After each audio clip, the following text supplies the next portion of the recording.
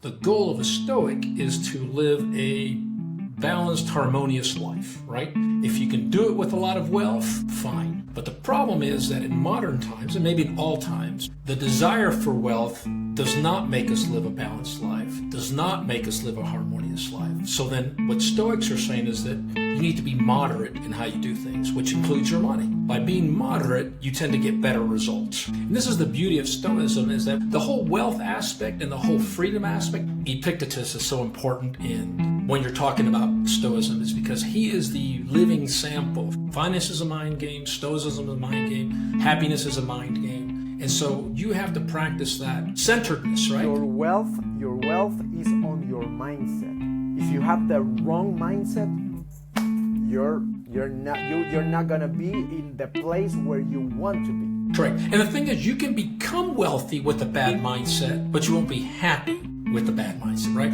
There's a lot of people who take advantage of other people, lie, cheat, and steal to become wealthy. We know that. It exists all over the place, right?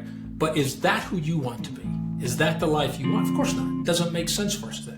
We want to have the other part, purposeful, meaningful life with balance and with some kind of equanimity, right? We're very happy where we're at and be wealthy, right? Yeah.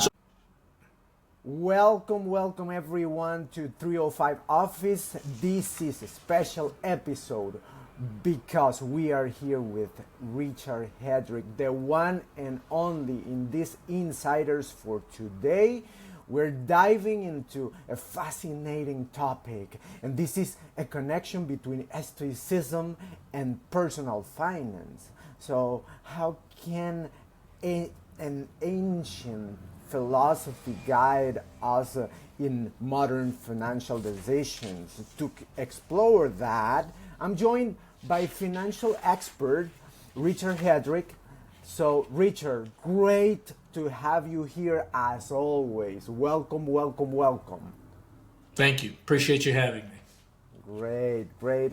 And understanding the Stoic view, because that's actually your name as a financial advisor. It has to be with Stoicism. So let's start with the fundamental question: how do Stoics define wealth? And it's about how much we accumulate, or is there a deeper meaning, Richard? Okay, yeah. So with Stoics, actually, they don't have a strong position about wealth. So their position is that wealth is indifferent.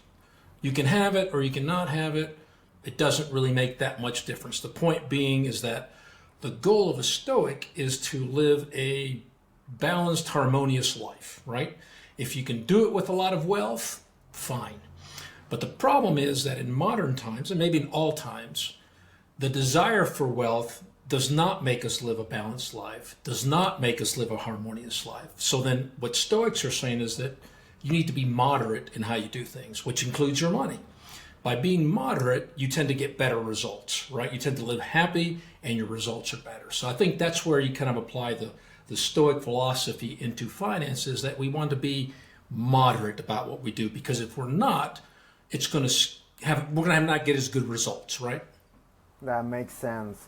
So in this world obsessed with more money and more possessions, more status, how does Stoicism helps us detach from financial desires, Richard? Okay, so Stoicism is a practice, right? Which means that there's no, here's the answer, do it this way and it's okay. You have to practice that lack of attachment, right? You have to practice saying, things are not that important to me in my life, because what's important to me in my life is to be happy. What's important to me in my life is to be balanced. And we know that if I'm chasing after possessions, more and more money, I'm not going to be happy, right? So you kind of have to accept those kind of principles, that the whole purpose of Stoicism is to say, yes, I want a balanced life, and to have a balanced life, I have to moderate myself. I cannot be excessive about anything I do. Also, a very important part of Stoicism, besides this, I want to live a balanced, harmonious life, is that I have to do it with virtue, right? So that's a big part of Stoicism, is the virtue aspect of it. That means I can't cheat people. I have to be honest, have integrity, have courage to do the right things, even though the right things tend to be hard. So these are the kind of things we have to do as Stoics in order to get those good results. So the results for Stoics is not to have a lot of money. The result is to be a virtuous person living a happy life. Now, if you can do that and make money too, there's nothing wrong with that, right? So the Stoics aren't anti-money. They're just saying that you have to be careful because money tends to steer us away from happiness and contentment and a fulfilled life, right? Right, and it actually reminds me of Seneca's practice of this living simply on purpose. So that when hardship come, they don't feel like suffering, right? So this controlling for emotions, fear, greed, and financial stress, going into that, one of the biggest struggles in finance is emotional control. So fear during market crashes, greed in bull runs, for example, and this anxiety about the future, Richard. So how can Stoicism help people manage these emotions when they come, and with these moments, with these tariffs and everything changing in the market, Richard? Right. So part of the reasons we worry about the market, part of the reasons we worry about the results of our investment portfolios is because we're very attached to the financial aspect of that, right? It's not an aside of our life. It is a very primary focus. And so part of the practice would be that you're trying to, in advance of the market crash, take the importance of that out, right? So you're kind of taking out the importance of what the market means in your life, right? How important is it that your finances are doing what they're supposed to be doing, right? So the thing is, this is the reason for temperance, right? The reason for temperance as a Stoic virtue is that we don't put an overemphasis on anything. It's fine to be wealthy, but if you have to be wealthy, when the crash comes and you're no longer wealthy, then your whole life falls apart. So the way Stoics handle it is this whole concept of saying, I'm not going to be attached to that. I'm not going to be attached to the results of the market. I am simply going to live my life, and if I'm prosperous, fine. If I'm not prosperous, and this is the whole point of things like moderation, frugality. If you don't live to excess, then there's not that much to lose, right? And this actually explain those premeditation malorum, Richard, right. And those like expecting the worst always, and actually the ataraxia as well. Ataraxia is that inner peace that comes with your decision, with your focus, and the Stoics have that, no, what they can control. So basically, a Stoic investor doesn't panic a market downturn because they are mentally prepared, right, Richard? Correct. And so the whole point, to me, there's 2 points of negative visualization, right? So the point of negative visualization is to live the experience before the experience happens. So if I sit down and I think about, okay, tomorrow there's a market crash, I lose 50% of my portfolio, I can kind of get consumed by that emotion and understand what I'm going to feel like on the day that comes. So now I kind of understand maybe the effect it's going to have on me. And by having that knowledge, it's not as scary because now it's more of a known. I know how I'm going to feel if I lose 50% of my portfolio. Now, you can't just sit down and say, I wonder what it would feel like to lose 50% of my portfolio. You've got to really sit down and feel the emotion behind that. What would that mean to your life, right? It's the same thing as we try to imagine what it's like losing a job. If we just say, I wonder what it's like losing a job. Well, it stinks. Okay, well, that's not good. I don't want that to happen. But that's different than if I say, okay, what's the next thing I would do? And now I'm thinking about what my actions would be if that occurred, which gives me a lot more control, even though the bad thing's still going to happen. The second thing that negative visualization gives us is it gives us the ability to understand what is going to occur and what we can do to prevent it. So if there's going to be a market downturn and I do some negative visualizations and I'm extremely scared about the results and I feel the results are too excessive for me to handle, I now know that I need to do some more risk management. I know that maybe I need to remove some of the risks that I have in the market because I can't emotionally handle it now that I've done this negative visualization. So not only does it prepare me for the eventual event when it occurs, but it helps me see that maybe I need to do something different. So then when the event does occur, I'm in a different position financially to handle it better. Yeah, definitely, definitely. And building that stoic financial strategy, getting more practical into that. If someone wants to apply stoic principles to their financial life, what are some concrete steps that they can take on that, Richard? Okay. What's interesting about this, that a lot of the financial advice that's already out there is already basically based in some type of Stoicism. Not that it has to be Stoicism, but it's the same type of principles. So we always hear, live below your means. Well, that's pure Stoicism in a sense, right? Because what Stoics are saying is what you have in terms of what you're making should have nothing to do with what you're doing to be happy in life. If you're trying to spend everything that you're making, then you're focusing on the spending and the acquiring of things and not on a happy life. So by living below your means, you're creating a happy life without the need of all that money, right? So that puts you in a better position to handle market crashes, lost jobs, because you're being very moderate about how you live your life. So being frugal, living below your means are two very important things to do for financial success, because you're not saying don't spend any money. You're not saying don't do things in life. We're simply saying it, do it in moderation. And it's be in control of it. This voluntary discomfort, also maybe fasting, simplifying life. What do you think about those practices of this voluntary discomfort on things that you get on life? Yes. So the point of resilience is to know that we can handle it. If we know we can handle bad things in our lives by practicing them and know that we have the resilience to do that, then our confidence increases. In other words, maybe we're willing to do certain things that we wouldn't normally do because we know if something turns out poorly, we have the resilience to handle that. So this is the whole point of why we do those things, right? We test ourselves. We test our mettle, per se, right? That we say, do I have the ability to live in this way? And when you know you can downsize, when you know you can live on half of what you make, then you don't worry if that someday occurs and there you are, because you know you can take care of it, right? You know you can handle it. Right. And this is like the negative visualization. It's important on that topic. And if you already lost your money in your mind, you become fearless, right? In the real life.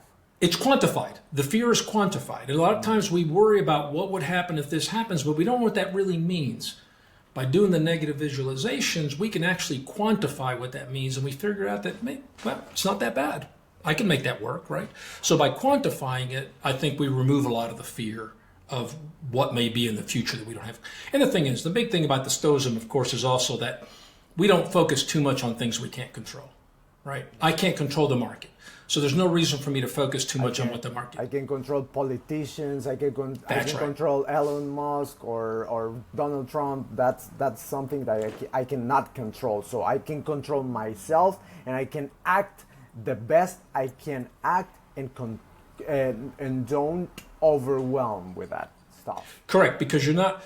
What you want to do is, what is your next step, right? We don't want to get focused in the same, what a lot of people do is we get focused on the victim mentality. Why did they do this? Why did the market crash? Why? And as Stoicism, we don't focus on that. What we focus on is, okay, the market crashed. What's my next action? And that's another thing about Stoicism, that Stoicism is constantly taking action. What a lot of people do with finances is they won't do anything because they're afraid of making a mistake. Part of Stoicism is that you actually are always taking action. Right? You're always doing the next thing that you're supposed to be doing. The next thing would be the best thing for you to do. Baby steps. That's right. We're going there. And that's the moderation, right? We're not trying to become financially wealthy overnight. We're simply saying, if I treat my life correctly, if I live with virtue, and I practice moderation, I will have good results 10, 15 years down the road. You got to invest. I mean, you can't just say I'm going to be a good person and the finances are going to be okay. But we can say that it's important that we do this in with a sense of value, right? We have values that we follow that are integrity, honesty, and things like that in order to get those good results. Exactly. And talking about ethics, wealth, and Stoic perspective on giving, Richard, the question is how to having this Stoic approach wealth ethically.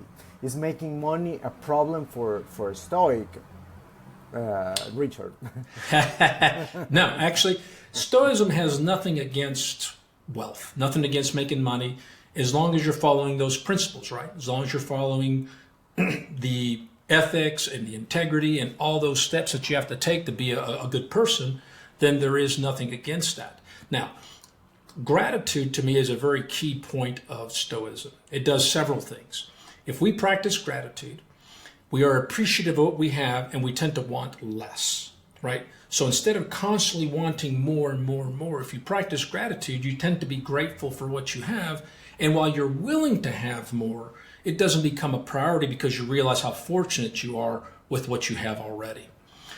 Another thing about gratitude is that when you see other people in need, if you practice gratitude, you're in a position mentally that allows you to help others much more because you realize how well you have it, right? And so you're more apt to help others at the right time, society. You're willing to participate at a better level when you're feeling a sense of gratitude.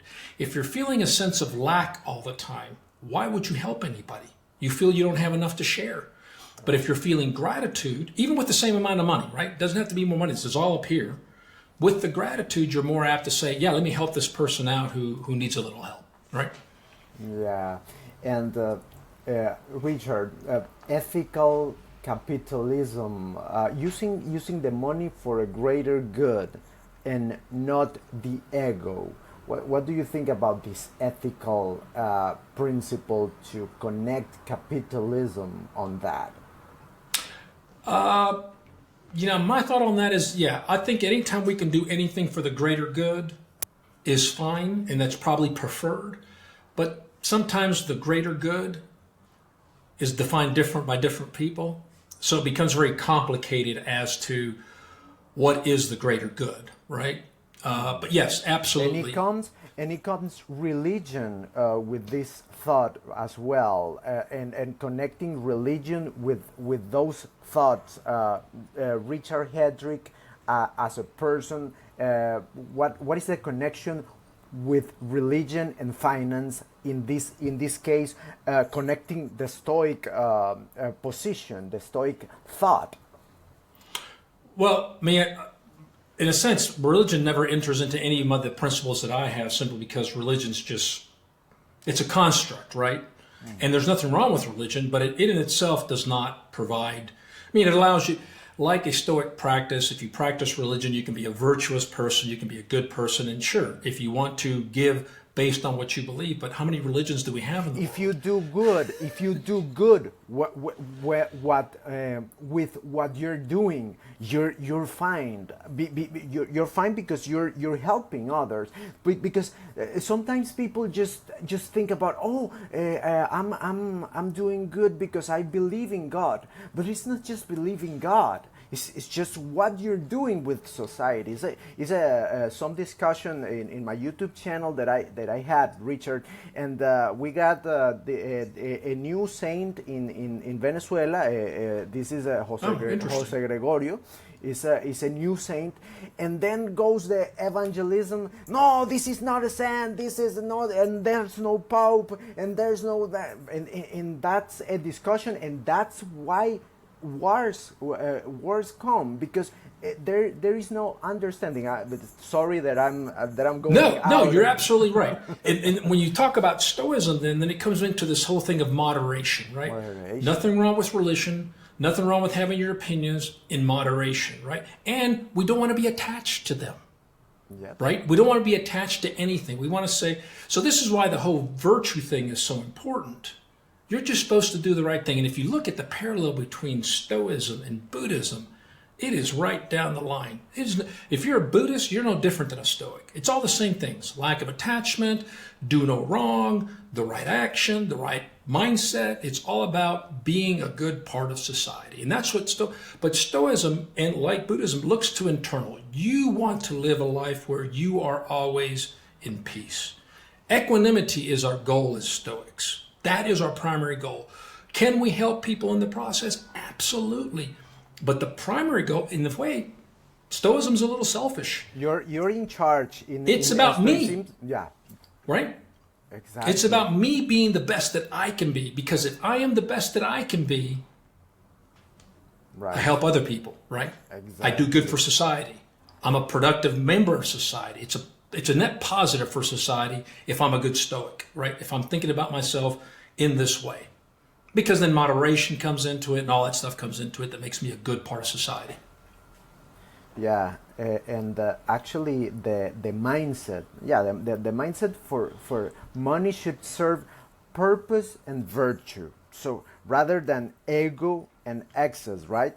So correct. Yeah. Well, it comes back to attachment, right? If my ego wants the money, it's an attachment, right? I need the money because it makes me feel important. It's an attachment, right? And what happens when you have an attachment? If you lose that money, you've lost your identity.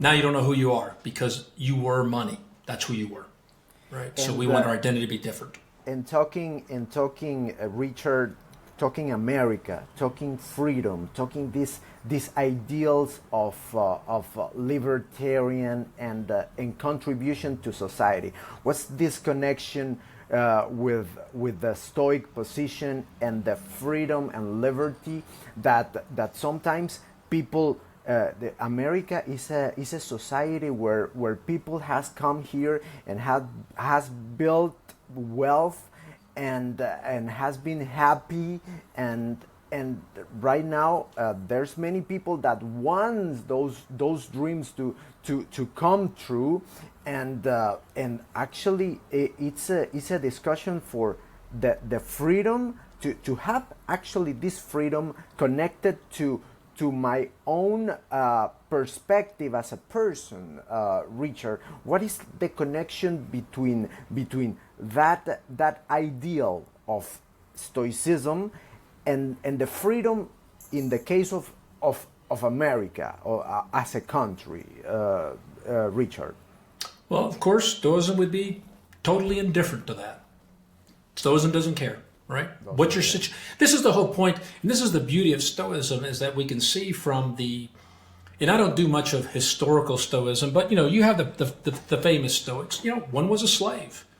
And that is the whole point of Stoicism, that you could live a productive, happy life even as a slave, or if you're Seneca and you're a very wealthy person, you can also live. Right? So there's the whole wealth aspect and the whole freedom aspect. That's the whole point of, I think this is why Epictetus is so important when you're talking about Stoicism, is because he is the living sample, or not the living, at the time, living sample of why you don't have to be free, rich, to live a good life, because as a Stoic, you can be a slave and still live a good life, right? That's the point. That's the point of Stoicism. So anytime there's an external thing, we're indifferent to that. I mean, let me back up. The point is to be indifferent. Are we really indifferent? Of course not, because we're just human beings. The goal is to be indifferent. It's our nature. It's our nature. And Richard, meditation. How you connect those meditation habits or other habits that are more of our human being, our habits, our daily life in connection. What are the actions in connection to this mindset of Stoicism? Right. So the whole point is this is a practice, right? You can say, here's what a Stoic is, but to get there is work. To get there requires you to do daily practices. The purpose behind something like meditation is that this is life is a mind game.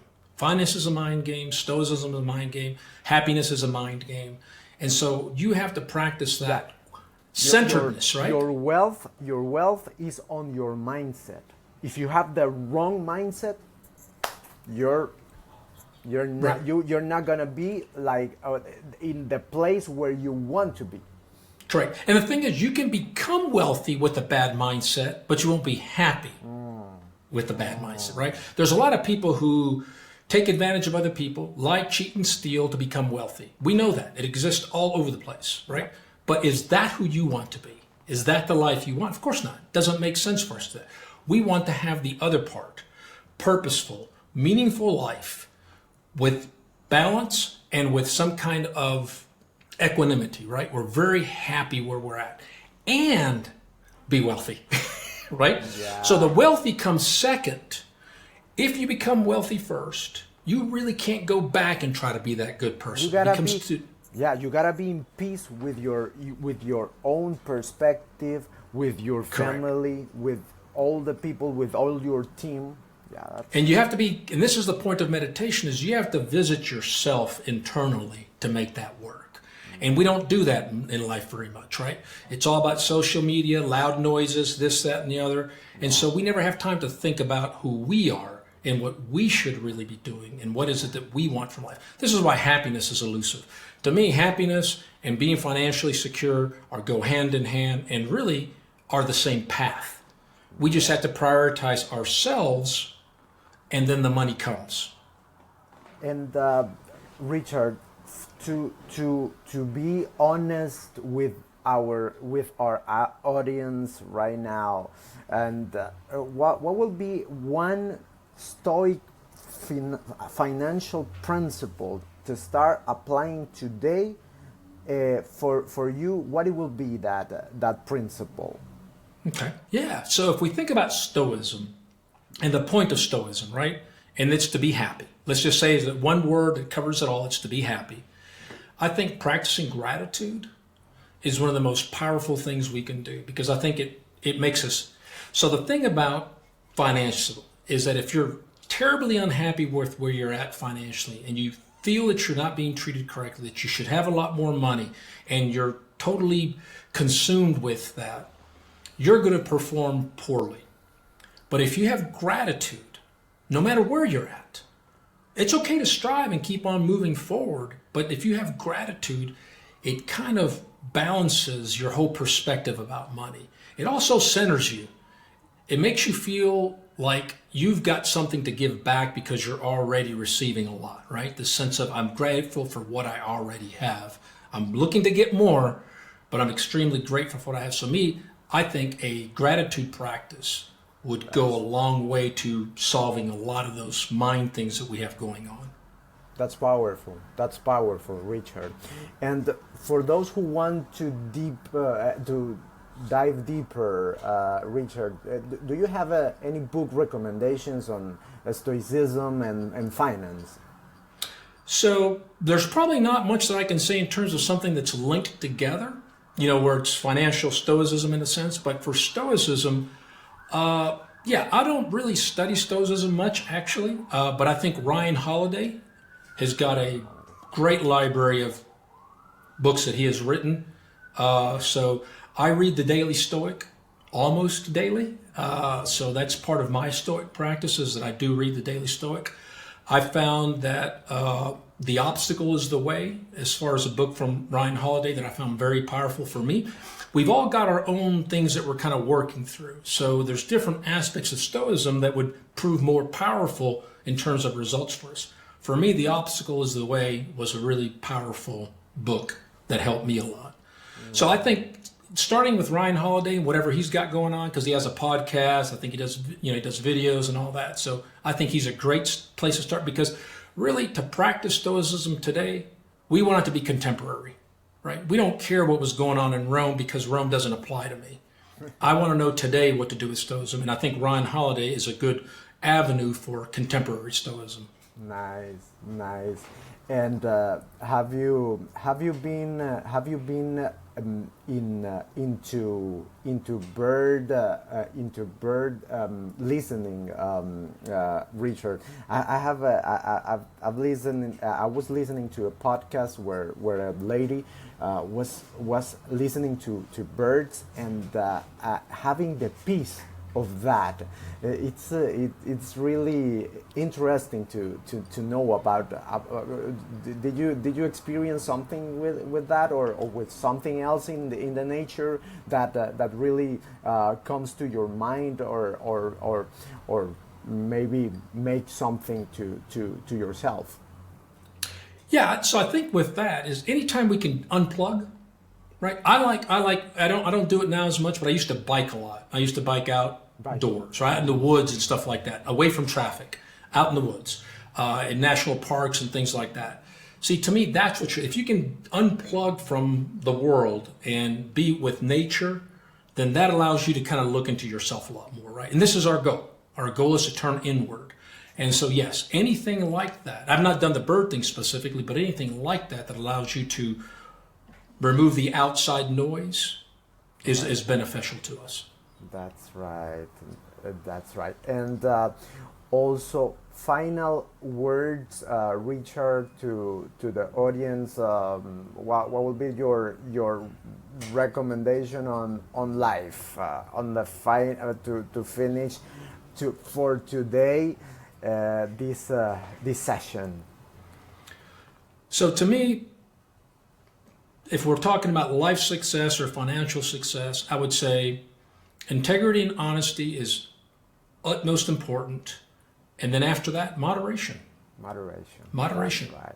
We want to do things in a way that we're not overly committing to things and we're not under committing to things, right? We're doing things, and that means that we have to be self-examining. Right? We have to be intentional. A lot of times we do things because other people do it and we don't think how it fits into the big plan that we have for life. So if we're intentional with what we do, we get much better results. And while applying the moderation, intentional moderation.